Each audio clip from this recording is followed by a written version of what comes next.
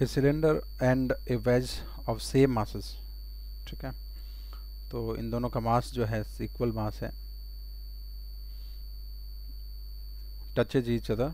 तो इस तरह की सिचुएशन दे रखी है। Move along two smooth incline planes forming the angle alpha and beta, ठीक है। तो अल्फा बीटा ये हॉरिजॉन्टल के साथ एंगल अल्फा एंड बीटा बना रहे हैं। Determine the force of normal exerted by wedge on cylinder. तो हमें जो है इनके बीच का यहाँ की नॉर्मल निकालनी, वेज और सिलेंडर के बीच की, ठीक है। वेज और सिलेंडर के बीच की नॉर्मल फाइंड करनी है। नेगलेक्टिंग फ्रिक्शन, मास दे रखा है, अल्फा बीटा की वैल्यूज दे रखी है। ओके चलो तो चलते हैं अपन इस पे। तो ये अपना डायग्राम हो गया। सबसे पहले तो हम इनकी एक्सेलरेशन से ज्यूम करें कि भाई ये एक्सेलरेशन इनके किस तरफ होगी। तो यहाँ से हम देख सकते हैं कि ये जो है कैसे एक्सेलरेट करेगा। ये वेज की बात कर लेते हैं पहले। तो वेज जो है कि किधर जाएगा, वेज जाएगा सीधे नीचे की तरफ, राइट। वेज जाएगा नीचे की तरफ, ओके। तो और इसकी एक्सेलरेशन मान लेते हैं ए। ये वेज फिक्स है और ये वाला भी फिक्स ही है। तो इसकी एक्सेलरेशन ए से, और स्फीयर ये नीचे आएगा तो स्फीयर ऊपर जाएगा। तो ये मान लिया ऊपर जा रहा है, एक्सेलरेशन बी से। सबसे पहले तो ये दोनों रिजिड ऑब्जेक्ट्स है, तो हम क्या लगा सकते हैं इसमें, वेज कंस्ट्रेंट लगा सकते हैं अलोंग दी, क्या होता है wedge constraint, along the line of common normal. दोनों की एक्सेलरेशंस के कंपोनेंट्स या एक्सेलरेशन जो भी है वो इक्वल होते हैं, ठीक है। तो लाइन ऑफ कॉमन नॉर्मल यहाँ ड्रॉ करें तो वो लाइन होगी इस, यहाँ पे नॉर्मल ड्रॉ होगी तो वो स्फीयर के तो सेंटर से गुजरेगी और इस तरह से कुछ हो जाएगी, ठीक। अब यहाँ से हम देखें तो ये अल्फ़ा एंगल है, तो ये एंगल अपना अल्फ़ा हो जाएगा। ये लाइन और ये लाइन पैरेलल है, तो ये बीटा है, तो ये वाला भी क्या हो जाएगा, बीटा हो जाएगा। बहुत इजीली हम लिख सकते हैं कि इसका इस तरफ कंपोनेंट क्या आएगा, ए कॉस अल्फ़ा। तो wedge constant a cos alpha equals to b cos beta, ठीक। एक इक्वेशन ये हो गई। अब और आगे की बात करें तो हम लोग ड्रॉ कर लेते हैं इनके अलग अलग एफबीडी। वेज का अलग एफबीडी बनाओ और स्फीयर का अलग से एफबीडी बनाते हैं। ओके तो इसमें से हम क्या करते हैं, इस स्फीयर को मैं हटा देता हूँ। पहले केवल वेज का डायग्राम बनाने वाला हूँ, इसको स्फीयर को हटा दिया यहाँ से। और दूसरे में हम लोग बनाएंगे केवल इसका स्फीयर का, तो वेज को हटा दिया, ठीक है। तो यहाँ से देखें तो हम इस पे क्या क्या फोर्सेज होंगे इस वेज पे। सबसे पहले तो एक mg होगा, ठीक है। एक जो है यहाँ से नॉर्मल आ रही होगी इस तरफ, तो ये हो गई नॉर्मल। और इस पे लग रहा होगा इधर से एक नॉर्मल लग रही होगी, इसका नाम n1 दे देते हैं। और यहाँ वाली जो नॉर्मल है इनके बीच की जो फाइंड करनी, नॉर्मल मैं n बोल रहा हूँ, ठीक है। तो ये n ऐसे हो गई। वही नॉर्मल इसमें देखोगे स्फीयर पे तो उस तरफ, ठीक है। और इसके अलावा इस पे क्या है, mg है और इसकी अपनी एक्सेलरेशन है। ओके तो mg जो है, mg जो है इस नीचे लग रहा होगा, तो उसके मैं पहले से ही क्या क्या लिख लेता हूँ, कंपोनेंट लिख लेता हूँ, ठीक है। तो इधर हो जाएगा mg cos अल्फ़ा और नीचे की तरफ होता है mg sin अल्फ़ा, ठीक। तो एक काम करें इसमें, अच्छा इसके एक्सेलरेशन किधर है वो भी दिखा दें। तो इसकी एक्सेलरेशन है नीचे की तरफ, इसकी एक्सेलरेशन है नीचे की तरफ,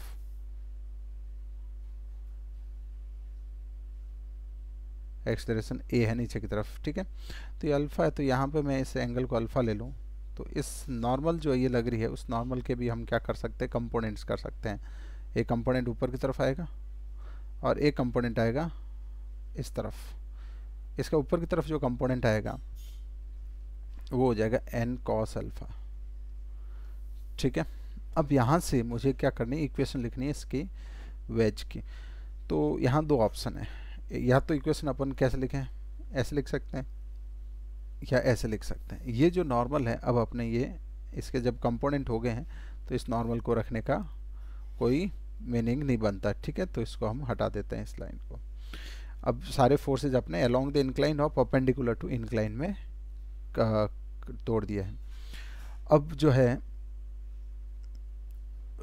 यहाँ से इक्वेशन या तो इस तरफ की लिख सकते हैं परपेंडिकुलर पे, या फिर लिख सकते हैं इसकी अलोंग द इंक्लाइन। तो अलोंग द इंक्लाइन लिख लेते हैं, क्योंकि परपेंडिकुलर में लिखोगे तो ये एक अननोन जो है n1 आ जाएगा, n1 हमें फाइंड भी नहीं करना है।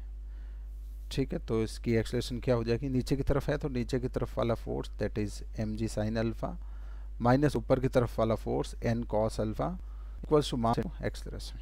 ठीक है, तो ये इक्वेशन नंबर 2 हो गई। अब सेम उसी तरह से हम बात कर लेते हैं इस स्फीयर की। स्फीयर पे ये तो नॉर्मल हो गई, वही नॉर्मल जो उसमें लेफ्ट में लग रही थी इसमें राइट में लग गई। इसके अलावा एक नॉर्मल यहाँ से आएगी, इस नॉर्मल को कुछ नाम दे देते हैं n2, और mg के कंपोनेंट्स होंगे। एक mg का कंपोनेंट ऐसा आएगा, एक कंपोनेंट ऐसा आएगा। ये बीटा है तो ये हो जाएगा mg कॉस बीटा, और इस तरफ आ जाएगा mg साइन बीटा।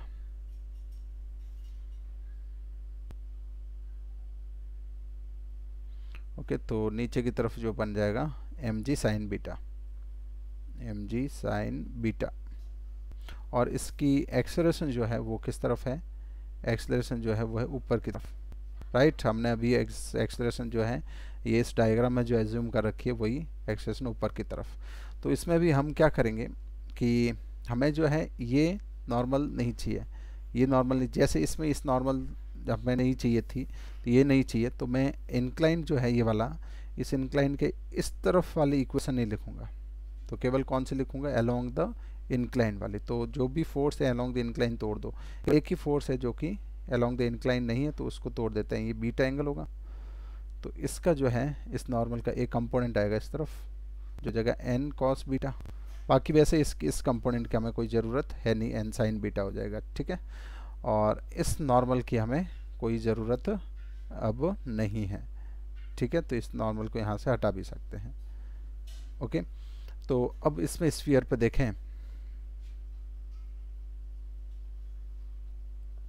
ओके, तो इस स्फीयर पे देखें तो अगेन अपने जो है फोर्सेस किस डायरेक्शन में हो गए, फोर्सेस जो है किस किस डायरेक्शन में हो गए, ये हो गए अलोंग द इंक्लाइन और परपेंडिकुलर टू इंक्लाइन।